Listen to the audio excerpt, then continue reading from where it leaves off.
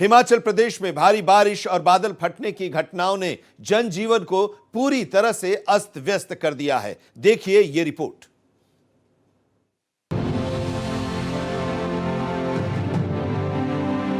हिमाचल प्रदेश के कई जिलों में लगातार हो रही मूसलाधार बारिश से हालात बेहद ही गंभीर हो गए हैं। मंडी जिला सबसे ज्यादा प्रभावित नजर आ रहा है। यहां बीती रात भारी बारिश के कारण पंडोह डैम से 1,50,000 क्यूसेस पानी छोड़ा गया, जिससे पंडोह बाजार में बाढ़ जैसे हालात पैदा हो गए। सड़कों और गलियों ने नालों का रूप ले लिया है। कॉलेज रोड इलाके में एक घर के मेन गेट से होकर नाले का तेज बहाव दिखाई दिया, जिसने लोगों को दहला कर रख दिया। नगर निगम कर्मियों ने बाधित नालों को खोलने की कोशिश की ताकि पानी की निकासी हो सके। वहीं पुरानी मंडी वार्ड के इंदिरा आवास कॉलोनी में रह रहे लोगों को भारी बारिश के बीच रेस्क्यू कर सुरक्षित स्थान पर पहुंचाया गया। मौसम विभाग ने आज भी भारी बारिश के लिए रेड अलर्ट जारी किया है। प्रशासन ने लोगों से अपील की है कि वे नदी नालों से दूर रहे और सुरक्षित स्थानों पर शिफ्ट हो जाए। Bureau report, Bharat express. तो स्थिति भयावह होती जा रही है, चाहे वो मैदानी राज्य हो या पहाड़ी राज्य हो। हर तरफ मॉनसून ने कहर मचानी शुरू कर दी है। राजधानी दिल्ली या एनसीआर की बात करें या फिर हम नॉर्थ ईस्ट स्टेट्स की बात करें, असम हो, मेघालय हो, मिजोरम हो, ये इलाके हो, वहाँ पर भी भारी बारिश हो रही है और इससे तबाही मची हुई है। हम पश्चिमी भारत की बात करें, गुजरात या महाराष्ट्र की, तो वहाँ भी भारी बारिश हो रही है और इसके साथ ही पूरब और उत्तर और दक्षिण के राज्यों में भी भारी बारिश हो रही है। बिहार, उत्तर प्रदेश में भी जमकर बारिश हो रही है। कई इलाके अभी भी जलमग्न हो गए हैं। नदियों का जलस्तर लगातार बढ़ रहा है और उसकी वजह से बाढ़ की स्थिति उत्पन्न हो गई है। शहरों की अगर हम बात करें तो शहरों में जल जमाव की स्थिति उत्पन्न हो गई है और वहाँ पर आने जाने में लोगों को परेशानियाँ हो रही हैं। पहाड़ी प्रदेश, हिमाचल प्रदेश हो या उत्तराखंड या जम्मू कश्मीर, वहाँ पर भी जमकर बारिश हो रही है और हिमाचल प्रदेश की स्थिति तो सबसे ज़्यादा भयावह इस वक्त है। हमारे साथ इस वक्त हमारे संवाददाता ओम प्रकाश राय जुड़े हुए हैं और वो बताएंगे हिमाचल प्रदेश और उसके आसपास के जो राज्य हैं वहाँ की स्थिति के बारे में। हिमाचल की अगर हम बात करें ओम प्रकाश जी, तो वहाँ के बारे में जो खबरें आप लोगों के जरिए मिल रही हैं, जो तस्वीरें मिल रही हैं, वो बहुत भयावह हैं। जी आनंद, आपको बता दूं कि जिस तरह से हिमाचल में आप देख रहे हैं कि बाढ़ और बारिश का कहर जारी है और आप देख सकते हैं कि चाहे हम अगर चंडीगढ़ से शिमला जाते हैं तो यहाँ पे जिस तरह से भूस्खलन हुआ है और जो सोलन से पहले एक चक्की मोड़ आता है, पिछले साल भी जिस तरह से बारिश हुई थी वहाँ पहाड़ खसक गया था और पूरा नीचे तक जो है, जो तलहटी है वहां तक जो है वो वहां पे हट गया था, मतलब मिट्टी हट गई थी, पूरी सड़क वहां बह गई थी। तो इस तरह से अभी भी ये दौर जारी है। परसों आपने देखा कि किस तरह से शिमला में एक 5 मंजिला इमारत जो है उसको हालांकि पहले खाली करा दिया गया था क्योंकि दरार आ गई थी, वहां नीचे एनएचआई का जो काम चल रहा था, वहां सड़क को खोद रहे थे तो इसको लेकर ऊपर दरार आई थी और उसी को लेकर जो है वहां भूस्खलन हुआ। पूरी जो 5 मंजिला मकान थी वो जमींदोज हो गई। अभी आप पीछे आपने देखा जिस तरह बादल फटे हैं, चाहे नालागढ़ की बात करें, चाहे कुल्लू की बात करें, कुल्लू में जिस तरह से बारिश का पानी और जो उफान पर आया और नीचे वो आकर पंजाब में भी अगर देखा जाए तो वो परेशान कर रहा है। इवन आपको बता दूं कि चंडीगढ़ में जो सुखना लेक है, सुखना लेक आप जानते हैं, जो कि मानव निर्मित कृत्रिम झील है और उसका एक हार्ट कहा जाता है चंडीगढ़ का, वो हृदय कहा जाता है। और इतना पानी उसमें भर गया है कि खतरे के निशान से ऊपर हो गया है, तो उसको लेकर भी उसके गेट खोले जा रहे हैं और पानी निकाला जा रहा है। और समस्या ये है कि अगर पानी ज्यादा निकाला जाएगा तो चंडीगढ़ में भी बाढ़ आ सकती है, तो उसको तरीके से निकालने की बात है। लेकिन बारिश जो कि देखिए आज भी चंडीगढ़ में बारिश हुई, हिमाचल में बारिश हुई, पंजाब में, और अब जो बारिश हो रही है उसके चलते जल स्तर बढ़ता जा रहा है। ऊपर से जो पहाड़ों से पानी नीचे आ रहा है तो इससे एक तरह से तो जल जो बढ़ ही रहा है, साथ ही साथ आप देखिए कि इसके चलते आम आदमी को जितनी परेशानी हो रही है और जिस तरह से रास्ते बंद हो जा रहे हैं, इससे बड़ा नुकसान हो रहा है लोगों का, सरकार का भी हो रहा है, और जो प्राकृतिक कहर है वो लोगों पर टूट कर बरस रहा है इस बरसाती मौसम में। जी आनंद। जी, बिल्कुल। तो चंडीगढ़, पंजाब, हरियाणा और हिमाचल प्रदेश के बारे में अपडेट दे रहे हैं ओम प्रकाश राय जी। और इस वक्त हमारे साथ देहरादून से हमारे सहयोगी अभिषेक कुमार भी जुड़े हुए हैं, ग्वालियर से मनोज चौबे भी जुड़े हुए हैं। अब देहरादून और उत्तराखंड की अगर हम बात करें तो अभिषेक जरा बताइए वहां पर क्या स्थिति है। देखिए, जो पिछले 24 घंटों की अगर मैं बात करूं तो उत्तराखंड में हालात थोड़े सामान्य जरूर हुए हैं।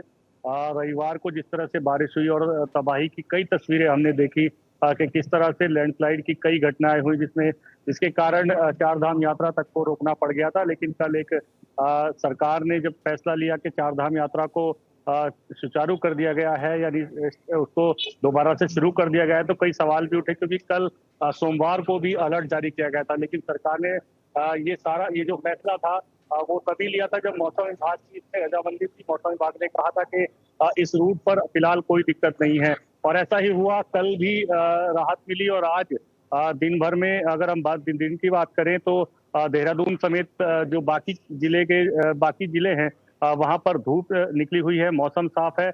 लेकिन पिछले दिनों हुई बारिश में जितने लोग जो है लापता हुए थे उनको खोजने का काम अभी भी चल रहा है। उत्तरकाशी में रविवार को जो घटना हुई थी उसमें 9 मजदूर लापता हुए थे, केवल 2 के ही शव मिले थे, बाकी के जो 7 हैं वो भी लापता है। इसके अलावा यमुनोत्री में 2 लोग लापता थे, वहाँ उसका भी रेस्क्यू ऑपरेशन चल रहा है।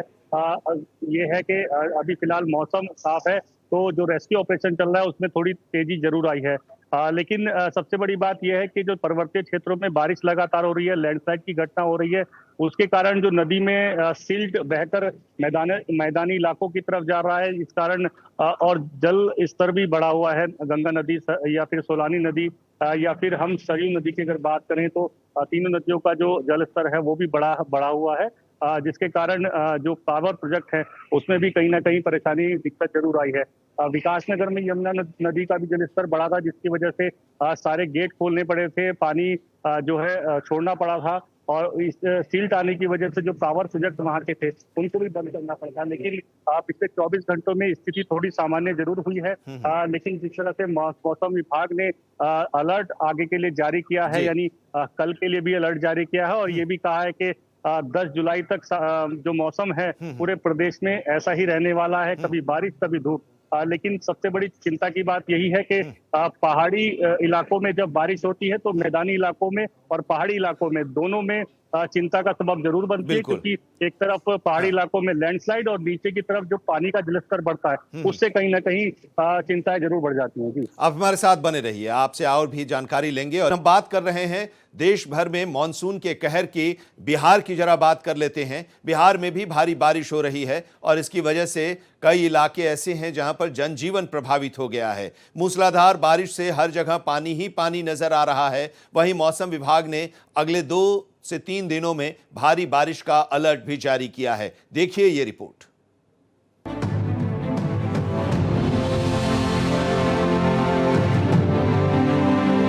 राजधानी पटना में सोमवार रात मौसम का मिजाज बदला और करीब 8:30 बजे से तेज बारिश शुरू हुई, जो रात 11 बजे तक लगातार होती रही। महज 3 घंटे की बारिश में पटना में करीब 25 मिलीमीटर पानी गिरा। इसका सीधा असर पटना जंक्शन के बाहर देखा गया, जहां चारों ओर पानी ही पानी नजर आया। जगह जगह जल जमाव के कारण लोगों को स्टेशन आने जाने में काफी दिक्कत हुई। बुजुर्गों, महिलाओं और बच्चों को पानी में चलकर प्लेटफॉर्म तक पहुंचना पड़ा। कई यात्री अपने जूते चप्पल हाथ में लेकर पानी में चलते दिखे। ऑटो और रिक्शा चालकों को भी परेशानियों का सामना करना पड़ा, क्योंकि पानी में वाहन फंसते रहे। मौसम विभाग ने आने वाले 4 दिनों तक पटना में इसी तरह के मौसम की संभावना जताई है, यानी बारिश का सिलसिला जारी रह सकता है। ऐसे में प्रशासन के सामने सबसे बड़ी चुनौती जल जमाव की स्थिति से निपटना है। स्थानीय लोगों का कहना है कि हर साल मानसून आते ही पटना जंक्शन और आसपास के इलाकों में जल जमाव हो जाता है, लेकिन कोई स्थायी समाधान नहीं निकाला गया। फिलहाल पटना के लोगों को राहत की उम्मीद नहीं दिख रही है, लेकिन सवाल यह है कि हर साल यही हाल क्यों होता है। Bureau report, Bharat express. जो कहर बरपा है मानसून की वजह से देश के अलग अलग हिस्सों में जमकर बारिश हो रही है और बाढ़ की स्थिति उत्पन्न हो गई है।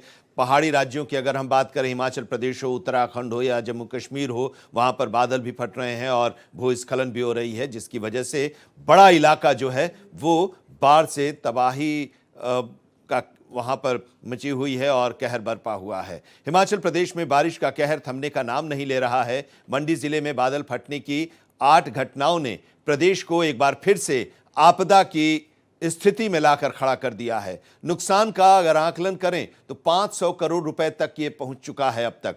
मुख्यमंत्री सुखविंदर सिंह सुक्खू ने लोगों से सतर्क रहने और नदी नालों से दूर रहने की अपील की है। इस दौरान मीडिया से बातचीत करते हुए मुख्यमंत्री सुक्खू ने बताया कि मंडी जिले में 8 जगह बादल फटने की खबर है।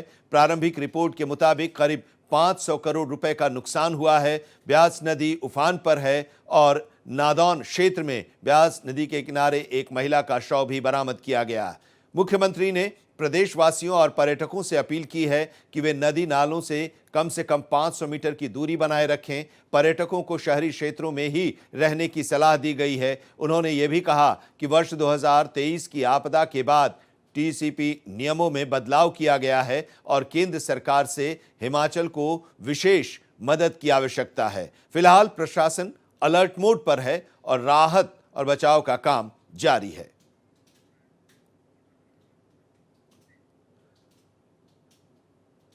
हमारे साथ हमारे संवाददाता जुड़े हुए हैं अलग अलग जगहों से और वो बता रहे हैं अभी वहां की स्थिति। अगर हम हिमाचल प्रदेश की बात करें तो ओम प्रकाश राय जी हमारे साथ जुड़े हुए हैं और अभी पूरी जानकारी दे रहे थे। देहरादून से अभिषेक भी हमारे साथ जुड़े हुए हैं, उत्तराखंड के हालात के बारे में बता रहे हैं। ओम प्रकाश जी, स्थिति काफी भयावह है अभी, आप जिस तरह से बता रहे थे हिमाचल प्रदेश के बारे में, और अभी तक का जो आकलन है उसमें नुकसान जो हुआ है कई 100 करोड़ तक का पहुंच गया है और लोगों की जो परेशानियां हैं वो और भी बढ़ती जा रही हैं और लोग डरे सहमे हैं वहां पर कि कब क्या आफत आ जाए, बादल फट जाए, फ्लैश हो और फ्लड की वजह से भी लोगों को अलर्ट किया गया है।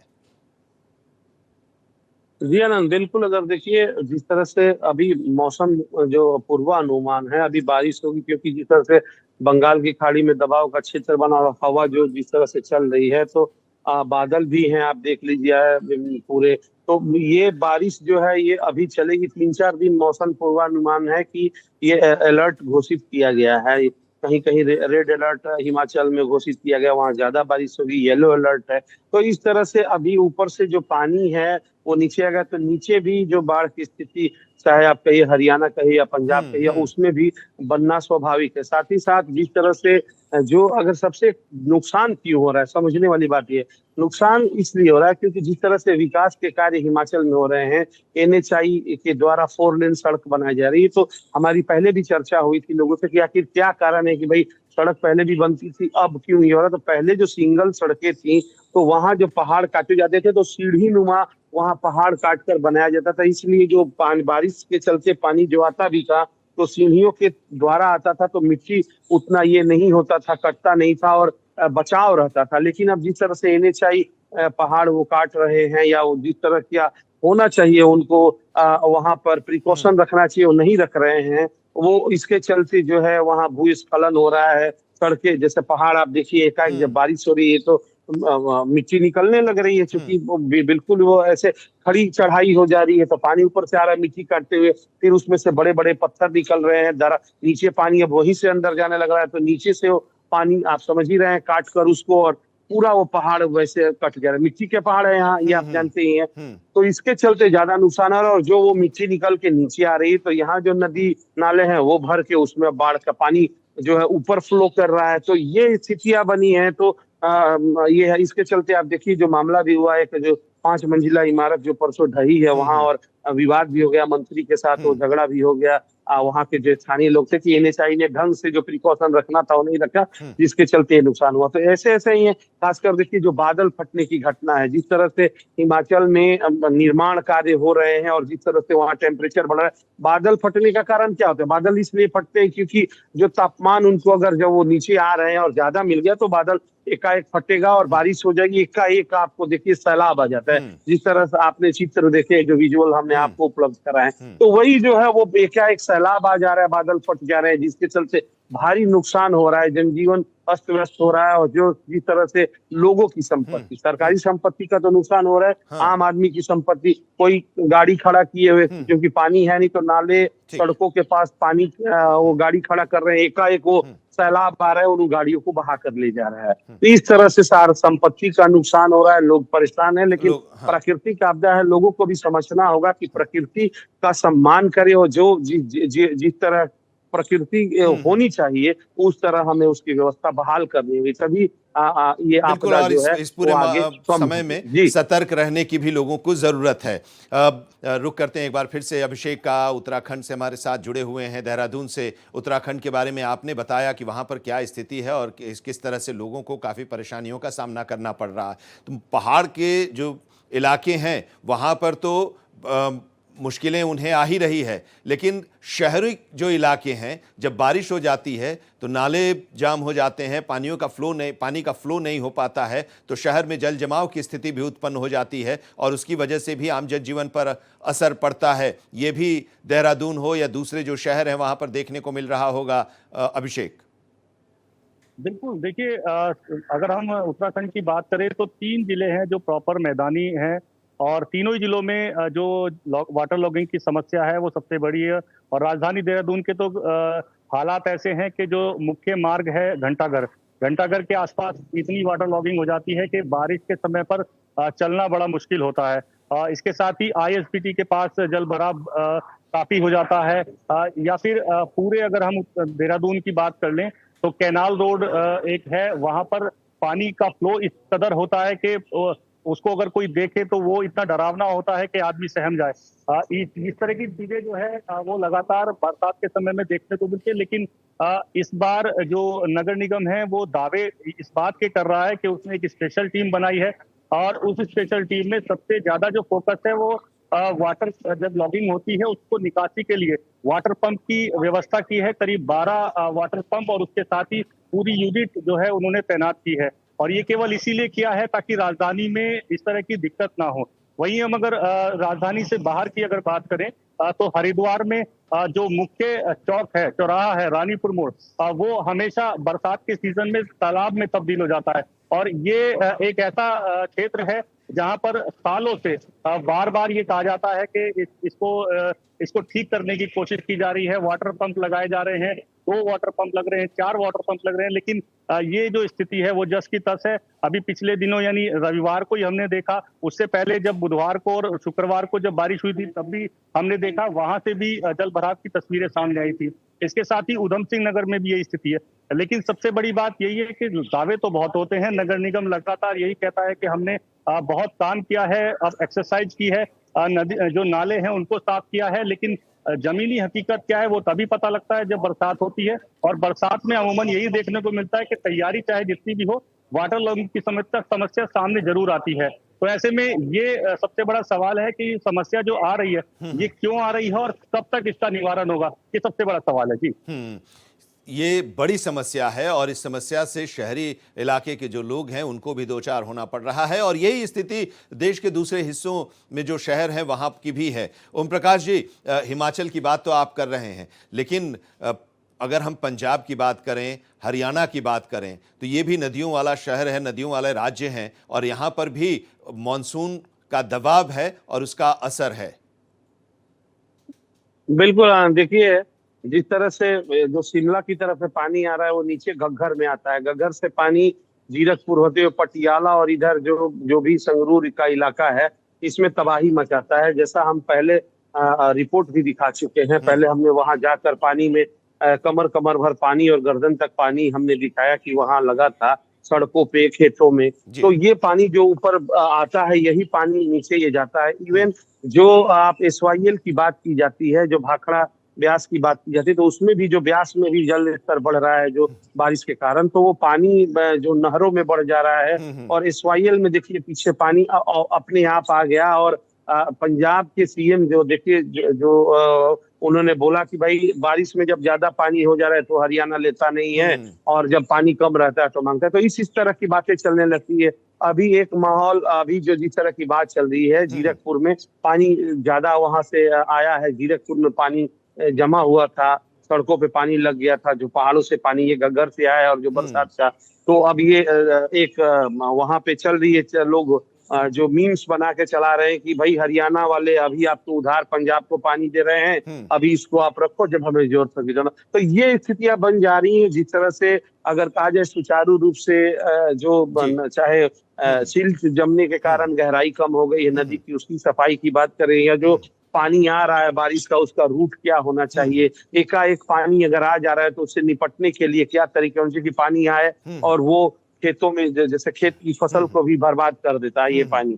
अगर 4-5 दिन पानी खड़ा रह जाता है खेत में तो जो धान की बुआई हुई है वो इस इलाके में खराब हो जाती है। तो कैसे उसका ये किया जाए, उसकी भी योजना बननी चाहिए और सरकारें जो है इस पर ध्यान देना चाहिए। लेकिन हाल फिलहाल जिस तरह से प्राकृतिक आपदा आप देख रहे हैं, ये रुकने का नाम नहीं ले रही है और जिस तरह से लगातार बादल फट रहे हैं, तो दबाव जब ऊपर भी तबाही हो रही है और जब वो पानी नीचे आता है तो नीचे भी उससे तबाही हो रही है। जी आनंद, चलिए, बहुत बहुत शुक्रिया इस पूरी जानकारी के लिए। हिमाचल प्रदेश, पंजाब, हरियाणा, चंडीगढ़ के बारे में बताने के लिए ओम प्रकाश जी आपका, उत्तराखंड के अलग अलग इलाकों के बारे में विस्तार से जानकारी देने के लिए अभिषेक आपका,